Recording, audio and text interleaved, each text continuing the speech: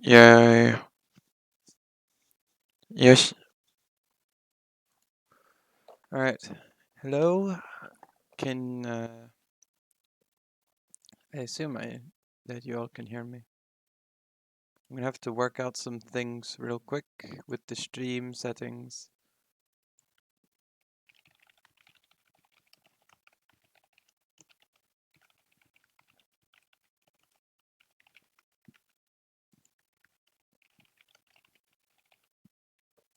Mhm.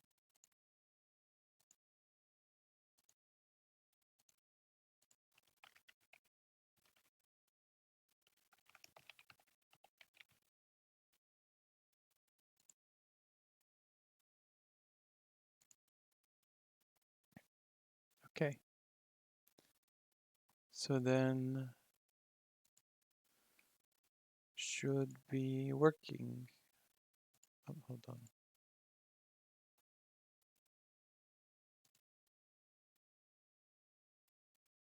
Is the sound coming through for the background?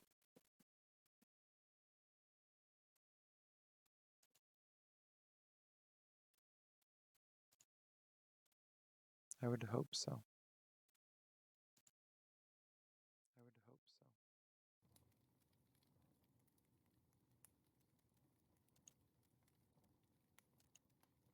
Hmm. Oh well. Oh well. So hello. Today we're going to be reading some old Icelandic tales from the Icelandic Sagas, from the Saga of the Icelanders. Unfortunately, today we will not be reading an entire saga like last time. However, many smaller stories here in my book. See page 677. Oh, that's too far.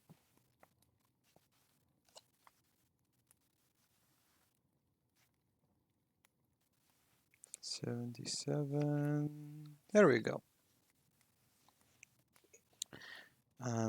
The tale of Thorstein Staffstruck will be the first tale that we'll be reading today. Allow me to clear my throat a second. There we go. There was a man named Thorarin living in Sunnadal. He was old and saw poorly. He had been a great Viking in his youth. He was not an easy man to get along with, even though he was old. He had one son named Thorstein.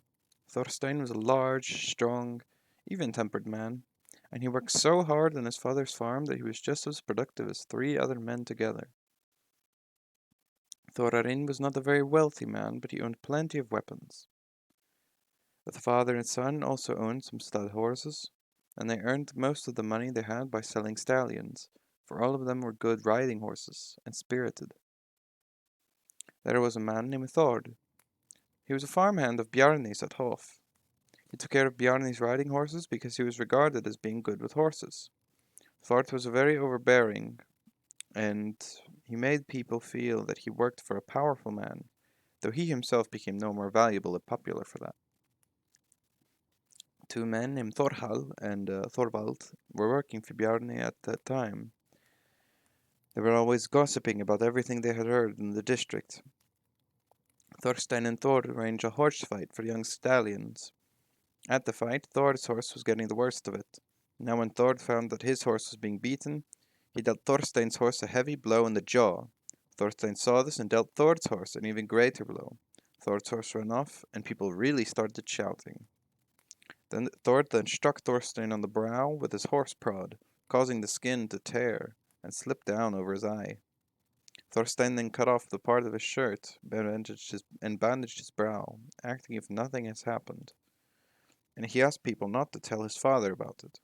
The matter was dropped then and there. Yes, horse fighting was actually a fairly not common occurrence in medieval Iceland, but it did happen. at like social gatherings. Thorvald and Thorhall taunted him about this and nicknamed him Thorstein Staffstruck. Shortly before the Yule that winter, the woman at Sunnudal got up for work. Thorstein got up too and carried in the hay, but then lay back down on the bench. Then old Thorarin, his father, came into the room and asked who was lying there. Thorstein said he was. Why were you on your feet so early, son? Asked old Thorarin. Thorstein answered, I don't think there are many others to do the work that must be done around here. Don't you have a headache, son? Asked old Thorarin. Not that I am aware of, said Thorstein. What can you tell me, son, about the horse fight that took place last summer? Weren't you knocked unconscious, kinsman, like a dog? I do not see any honor, said Thorstein, in calling it an attack rather than an accident. Thorarin said, I would not have thought I had a coward for a son. Okay. Do not say anything now, father, said Thorstein. That you will later learn is an exaggeration. I will not say as much now, said Thorin, as I have a mind to. Thorstein then got up and grabbed his weapons. He then set off and walked over to the barn where Thord was taking care of Bjarni's horses. Thord was there.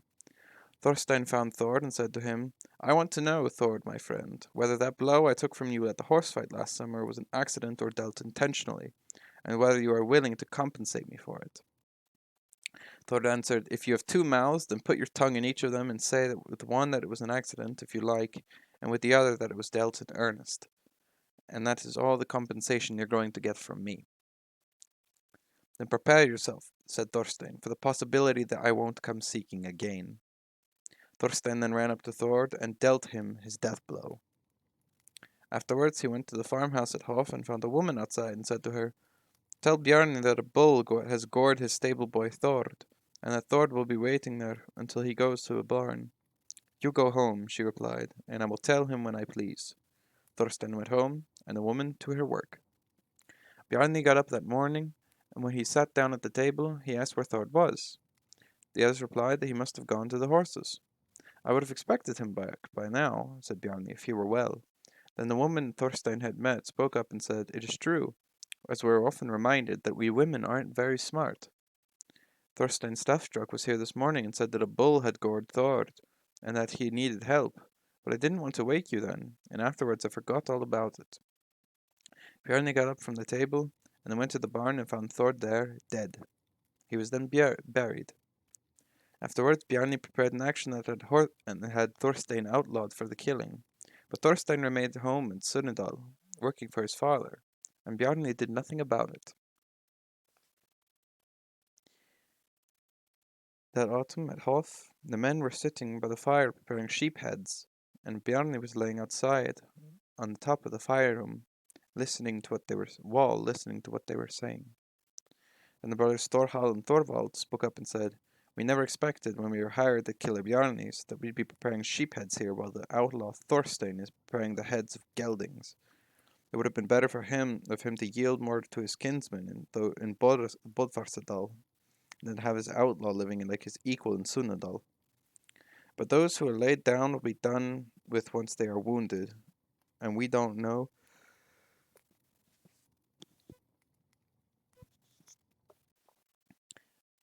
when he will wipe the stain off his honor.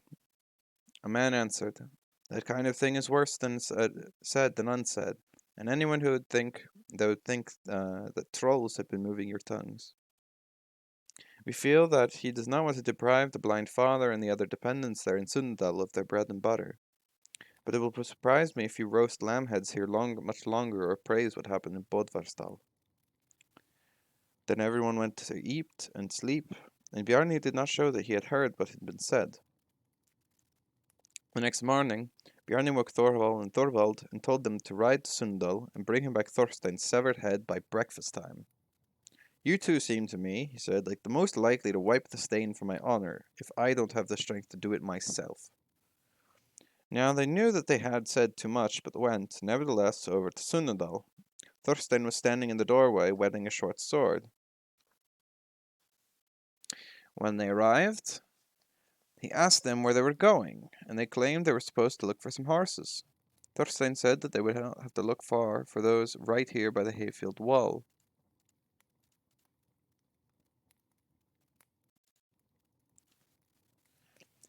We might not find the horses if you don't show us exactly where they are.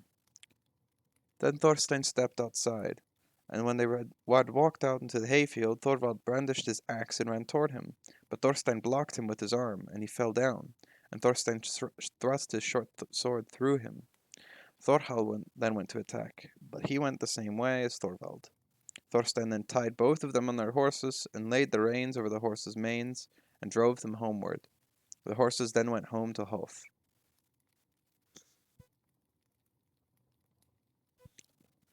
Some farmhands were outside at Hof, and they went in and told Bjarni that Thorvald and Thorhall were home, and that their journey had not been made in vain. Bjarni then went outside and saw what the situation was. He did not say any more about it, but had them buried. They all remained quiet until Yule. Ranveig spoke up one evening, when she and Bjarni had gone to bed. "What do you think is being discussed most often these days around the district?" she said. "I don't know," said Bjarni. "Many people's words sound like nonsense to me. These days, people say most often that they don't know what Thorstein Staffstruck will have to do before you find it necessary to take revenge on him. He has now slain 3 of your farmhands.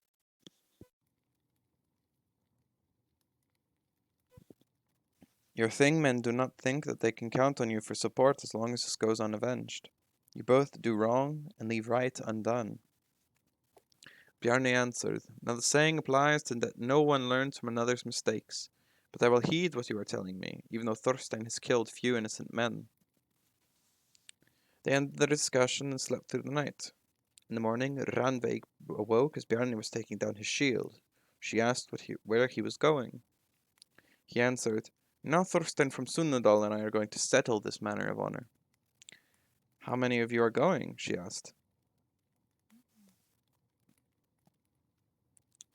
"I am not going to lead an army against Thorstein," he said. "I will go alone." "Don't risk your life alone," she said, "against the weapons of that horrible man." Bjarni said, "Now aren't you being like those women who urge one moment what they regret the next? Well, I've listened to enough taunting from both you and others, and it won't do any good to try and stop me when I want to go." Bjarni then went to Sunnadal. Thorstein was standing in the doorway and exchanged a few words. Bjarni said, "You are to fight me in single combat today, Thorstein, on the hill here in the hayfield." "I am not at all prepared," said Thorstein, "to fight with you, but I will leave Iceland on the first ship, for I know that you will have the decency to provide my father with farm to help if I go." "You aren't going to talk yourself out of this," said Bjarni. "You will permit me to see my father first?" asked Thorstein. "Of course," said Bjarni. Thorstein went inside and told his father that Bjarni had come and challenged him to single combat.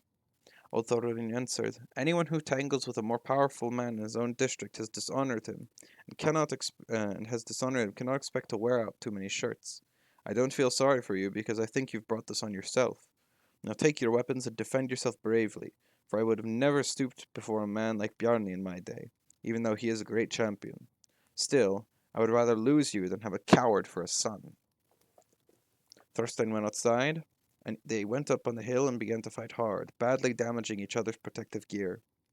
And when they had fought for a very long time, Bjarni said to Thorstein, "I am thirsty now, for I am less used to hard work than you are." "Then go to the brook," said Thorstein, "and drink." Bjarni did so, laying his sword down beside him. Thorstein picked it up, looked at it, and said, "You could not have had this sword with you in Bodvarsdal." Bjarni did not answer. Then they went back up on the hill and fought for a while. Bjarni found the man a skilled fighter, and the going seemed more difficult than he thought it would be. "A lot is going wrong for me today," said Bjarni. "Now my shoelace has come untied." The oldest trick in the book. "Tie it then," said Thorstein. Bjarni then bent over. Thorstein went inside, took 2 shields and a sword, went back up for the hill to Bjarni and said to him, "Here is a shield and sword from my father, and this one will not be blunted any more than the one you already have. I do not want to suffer your blows without a shield any more, but I would gladly have us end this game, for I am afraid that your good fortune will accomplish more than my bad luck. For I am afraid that, oh wait, I already read that. and everyone is eager to live through a struggle if he has the power to do so.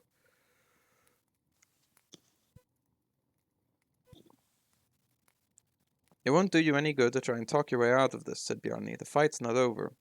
I will not strike eagerly, said Thorstein. Then Bjarni chopped Thorstein's entire shield away from him, and Thorstein chopped Bjarni's away from him.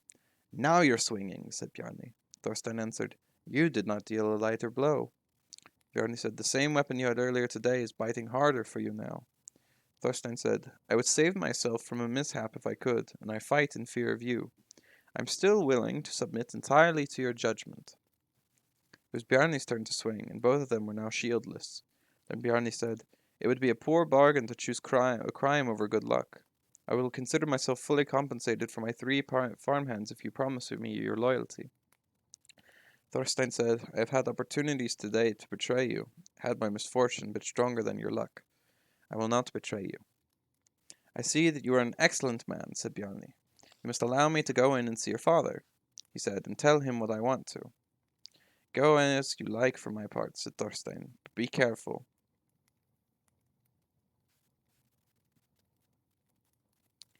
Then Bjarni went up to the bed closet where Thorarin was lying. Thorarin asked who was there, and Bjarni said that it was he. What's the news, Bjarni, my friend? Asked Thorarin. Your son Thorstein's death, answered Bjarni. Did he put up any defense? Asked Thorarin. I don't think any man has been as keen in battle as your son Thorstein. It doesn't seem strange to me, said the old man, given that you've now defeated my son, that you were a tough opponent in Bodvastal. Then Bjarni said, I want to invite you to Hof. You will hold one of the 2 seats of honor as long as you live, and I will be a son to you. I am in the position, said the old man, of someone who has no power, and only a fool rejoices in promises.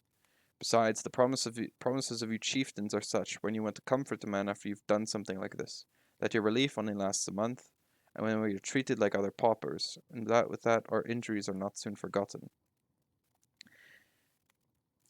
Yet whoever makes a bargain with a man like you may nevertheless be pleased with his lot, no matter what the people say, and I will accept your offer. So come here into the bed closet.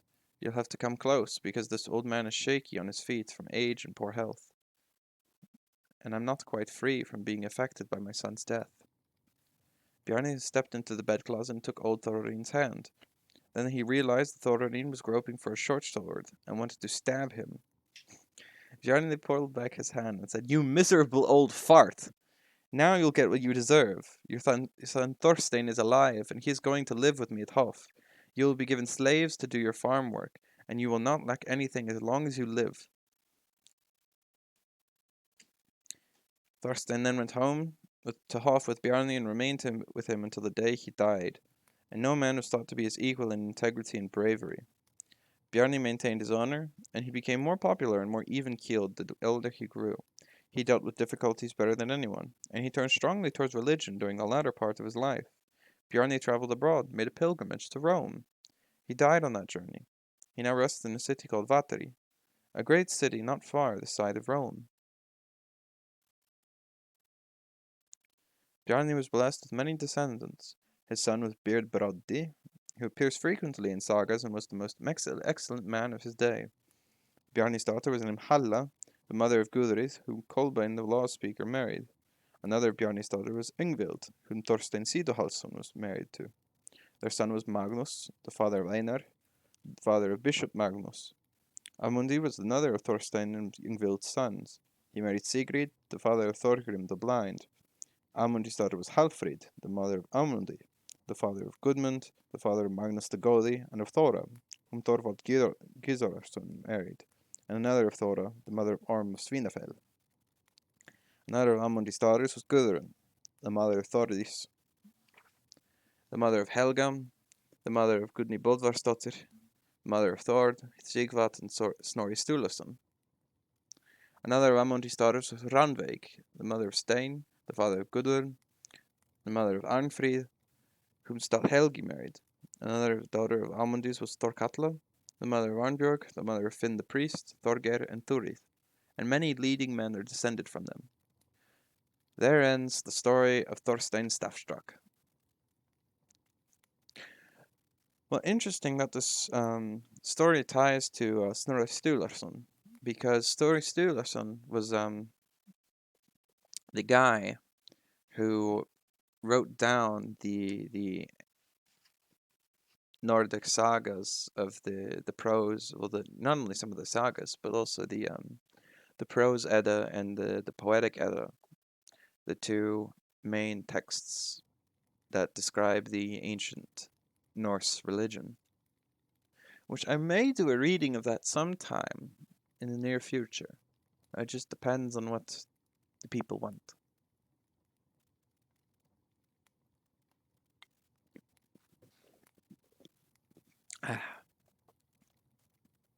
So then I will read another story, and then I have to get ready because I have to leave somewhere tonight. So unfortunately, the stream cannot be as long as I would like. Let me pick another tale.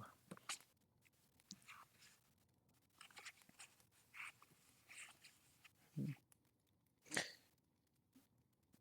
know what? I'll go over some of the places real quick, actually.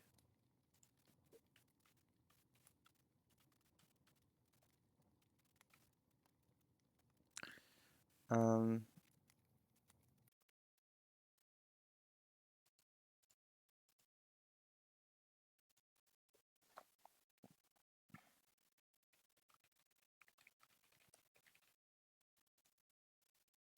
if I can find the map.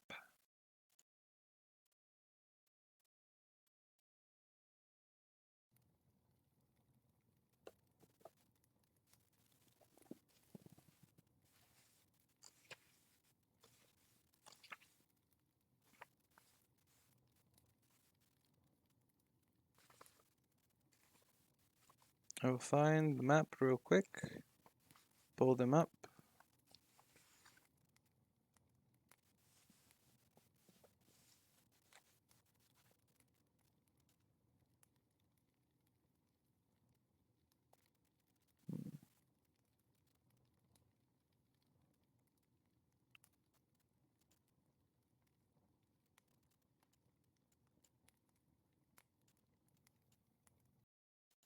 Now, Böðvarsdalur in modern Iceland is all the way in the western part of the country. And then Hof is a bit inland in comparison to Böðvarsdalur, which is closer to the coast. Sunudalur is, of course, nearby, just across the river from Hof in northwestern Iceland, northeastern Iceland.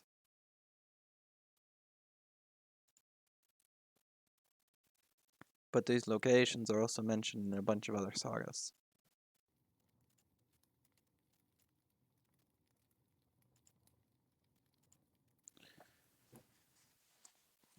So another story that we will pick out is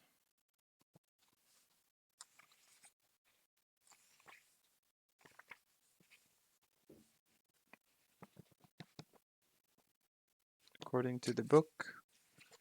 There's a good number of them. We're going to do the tale of Odin from the West Fjords, which is page 717 in this book. Now, if you want to get the book that I'm reading, you can find it on Amazon.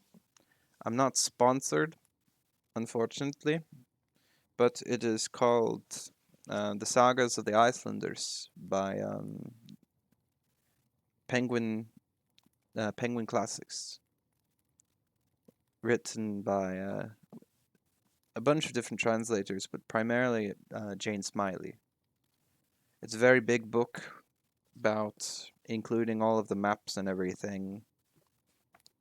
782 pages, but it's full of information and has all of the sagas available in English. However, if you want to look at the subsequent locations within the sagas. I recommend the saga map from the Háskóli Íslands from the University of Iceland at sagamap.hi.is. Now, I think you can access it in English. I'm not too sure, but as far as I am aware, it's only available in Icelandic.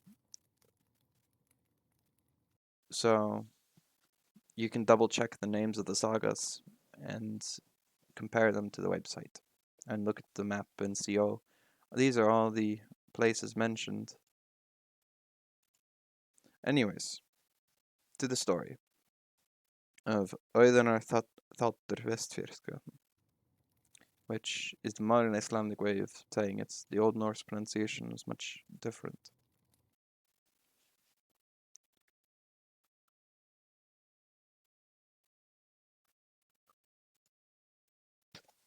There was a man named Auðun. His family came from the West Fjords, and he had little money. He sailed abroad from the fjords under the supervision of a good farmer named Thorstein and the skipper Thorir, who had been staying with Thorstein that winter. Auðun had been living there too, working for Thorstein in exchange for provisions and passage abroad. Auðun put most of what money he had away for his mother before he boarded the ship. It was intended to pay for 3 years' food and lodging.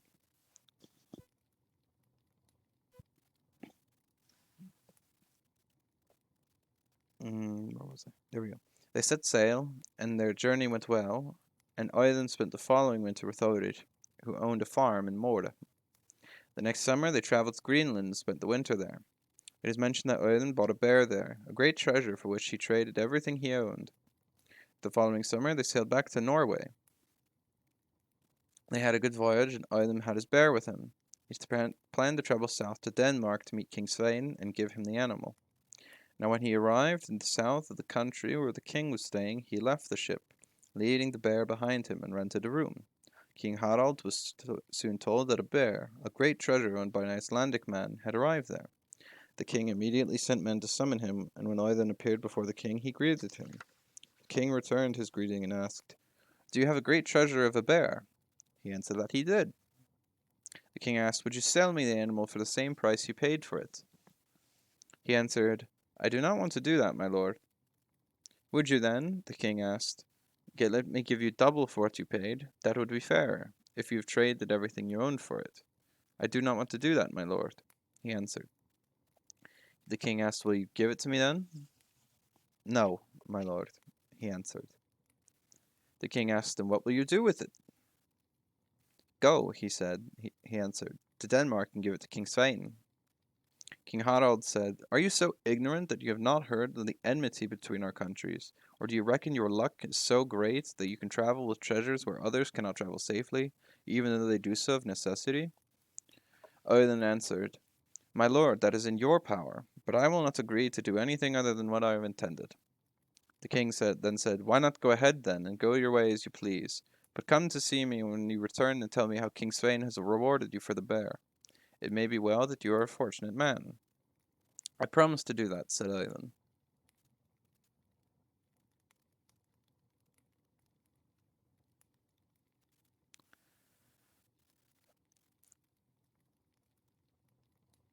The bears are expensive. He traveled south along the coast and east into Vik, and from there on to Denmark. But by then all of his travel money was spent.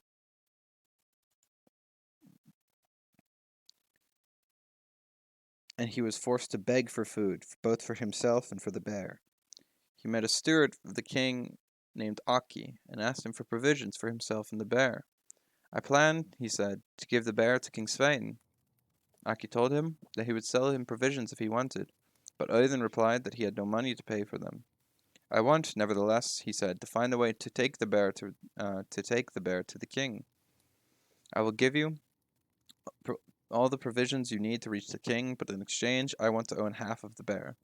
You should consider the fact that the bear will die if you do not have the money for all the food you need. Then you will not have any bear at all." And when Odin had thought about what the steward had proposed, he found it reasonable. So they agreed that he would sell Aki half of the bear, and that the king should be the judge of the whole arrangement later. Now both of them were to go see the king together. So they went to see the king stood before his table. The king pondered over who this man, whom he did not know, might be. He asked Idan, "Who are you?" He answered, "I am an Icelandic man, my lord, and I have come from Greenland and Norway. I wanted to give you this bear. I gave everything I owned for it, but I have made a blunder, for now I only own half of the bear."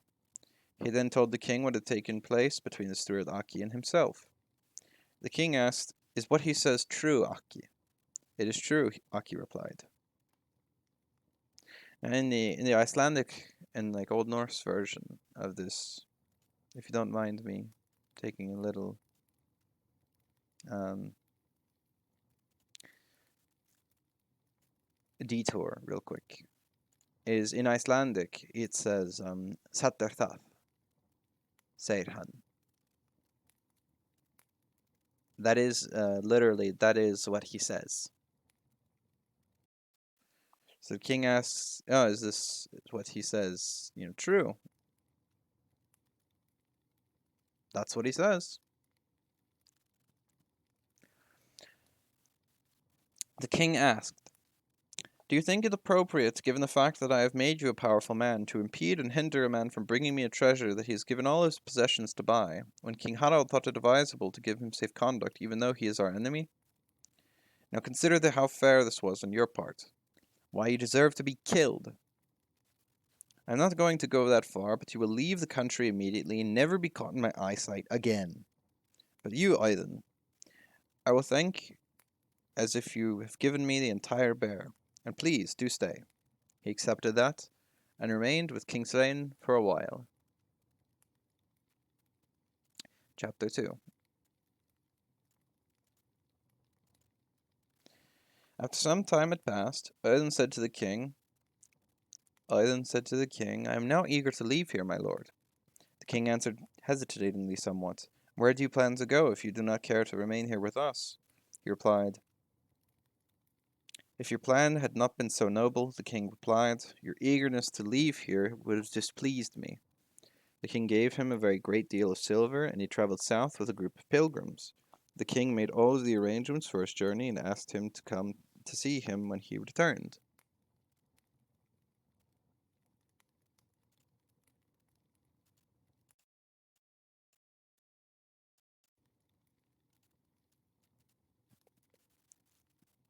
I then went his way until he arrived in Rome. When he had stayed there as long as he wished, he headed back. But on the way he fell terribly ill and lost a great deal of weight.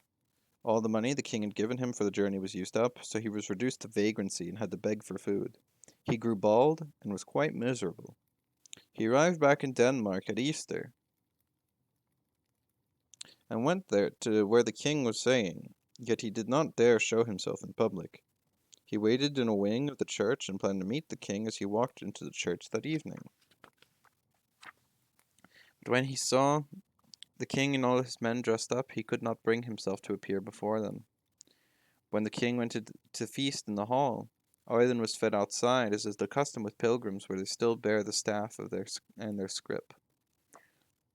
Now the evening that the king went to vespers. For those who do not know, vespers is a time of the liturgy of the hours, which is a prayer tradition in Roman Catholicism and Eastern Catholicism and Eastern Orthodoxy. Of course, for the East, they describe the words a bit differently. Odin planned to talk with him, but as much as he hesitated before, he did so even more now that the king's men were drunk. As they walked back inside, the king noticed a man who seemed not to have the courage to approach him. So when his men had gone inside, the king turned and said, "Let him come forward now, he who wishes to speak with me. I have a suspicion that you must be the man." Then Odin came forward and fell down at the king's feet, but the king scarcely recognized him. As soon as the king realized who he was, though, he took Idun's hand and welcomed him. "You have changed much," he said, "since we last met," and he led him inside. Now when the king's men saw him, they laughed at him. But the king said, "You have no cause to laugh, for he has better provided for his soul than you have." The king then had a bath prepared for him and gave him clothing, and Idun remained there with him. Chapter 3.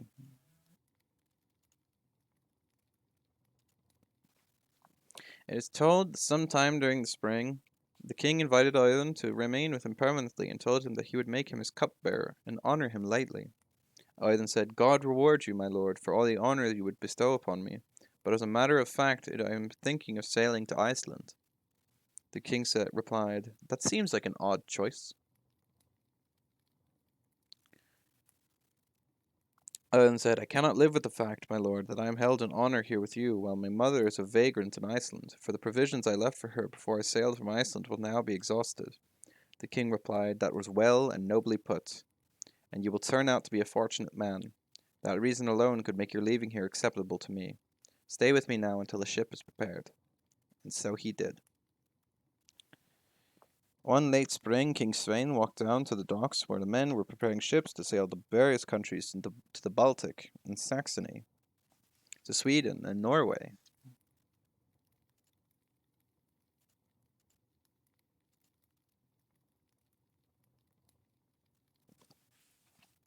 He and I then came upon a beautiful ship that was being outfitted.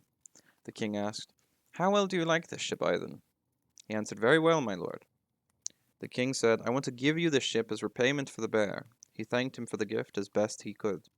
After a while, when the ship was ready, King Svein said to Ivan, "Now you wish to leave, and I am not going to hinder you. But I have heard that your country is poorly provided with harbors, and that in many places there is only open coastline, which is dangerous for ships. Now say you are shipwrecked, and you lose your ship and goods. Then you will have little to show that you have met King Svein and given him a treasure." The king then gave him a leather pouch full of silver, so that you won't be left entirely penniless if you are shipwrecked, if you manage to hold on to this. "It could still happen," the king continued, "that you lose this too. Little good would it do you then that you have met King Svein and given him a treasure."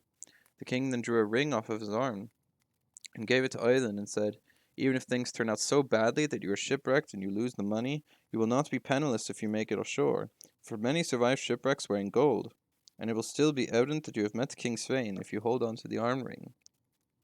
I would advise you, though," he said, "not to give the arm ring away unless you feel you must repay a very great favor done to you by a nobleman. Then give that man the arm ring, for it would befit men of high standing to accept it. Now farewell." Idenson set sail and arrived in Norway, where he had his cargo carried ashore. This was a greater chore than it had been last time he was in Norway. He then went to sing King Harald to keep the promise he had made for him before he sailed to Denmark. He greeted the king warmly. King Harald returned his greeting and said, "Sit down and drink with us." Drikk her med oss. And so he did.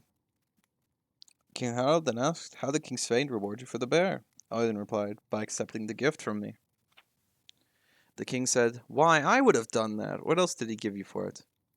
Odin replied, "He gave me silver so that I could make a pilgrimage. And for other things." And then King Harald said, "King Svein gives many men silver for pilgrimage and for other things, even when they do not bring him treasures. Now what else did he give you?" "He offered," Odin replied, "to make me his cupbearer and to bestow high honors upon me." "A nice gesture," said the king, "but surely he gave you something more?"